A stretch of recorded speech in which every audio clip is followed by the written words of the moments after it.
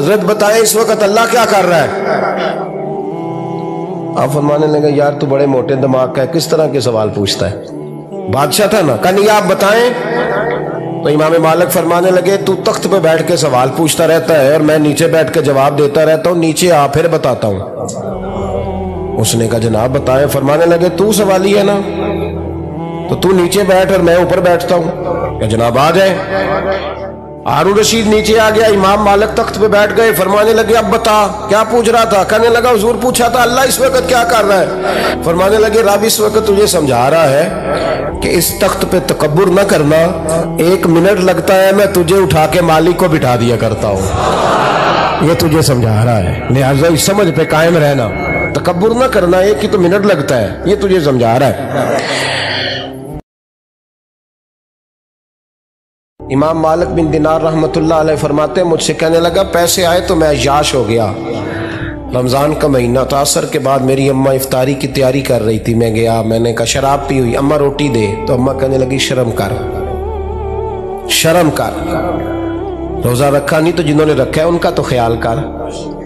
کہتے اماں کی بات کا مجھے غصہ لگا، میں کہا کرتا ہوں بد نصیب ہے وہ بیٹا جس کا باپ اس سے بات کرتے ہوئے ڈرتا ہے کہ پتہ نہیں کہاں سے بولے گا۔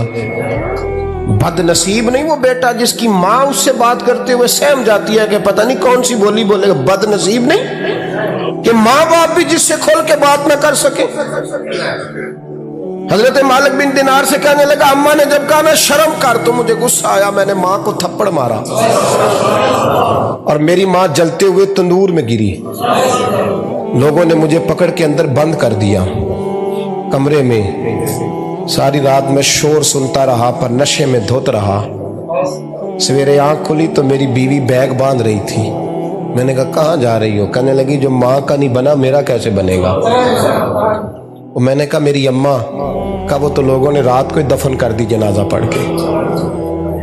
تڑپ کے کہنے لگا مجھے کیوں نہیں بتایا؟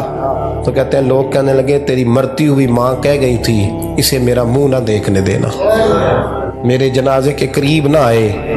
حضرت مالک بن دینار فرماتے ہیں جب اس نے یہ بات سنائی تو میں نے بھی اس کے منہ پہ تھپڑ مارا، میں نے کہا تو اسی قابل ہے۔ کہتے ہیں وہ رونے لگا، حضور دعا کرے اللہ مجھ سے راضی ہو جائے۔ کہنے لگا جب ماں کی انتقال کی خبر ملی تو میں نے کلاڑی لے کے وہ ہاتھ کاٹ دیا جس سے ماں کو مارا تھا، میں نے ساری جائیدادیں خیرات کر دیں۔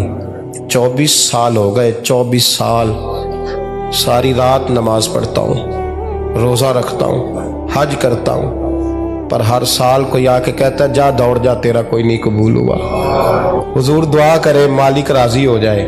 فرماتے میں تھپڑ مار کے آ گیا، میں نے کہا تجھ سے راضی ہو جائے اتنے ظالم سے؟